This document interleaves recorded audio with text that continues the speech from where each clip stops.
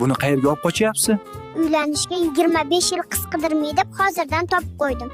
Kimdir ilintirib ketmasdan survoray bu yerdan. Nega bularga pul beryapsiz? Brat, agar suyunchi puli bermasam, abrat tiqib yuborisharkan. Kredit olib bermayman endi. Endi tug'ildingiz-ku, qayerga ketyapsiz? Raddomdan deddomga ketyapman. Oppa ota-onam suyunchi beraverib bankrot bo'lib surib yuborishibdi. Nega bo'yningiz uzun? Vrach oldin mol doktori bo'lgan shekilli kalla bilan oyoqni farqiga bormaskan. Endi ahvolni qarang, xuddi jirafa. Kim bo'lib ishlaysiz? Men radomda nomer 1 hay-haychiman. 1 minut hay-hay deyishim 100 dollar. Faqat zakazga chiqaman. Nima bo'ldi? Oyim tug'ayotgan payt qattiq kuchlanib yordilar shekilli, raketa bo'lib uchib ketdim. Doktorlikdan tashqari biznesingiz bormi? Bemorlarga fitfilonta dori yozaman. Soqqali joyi u dorilarni faqat meni aptekamda sotadi. Xatingizni o'zingiz tushunasizmi?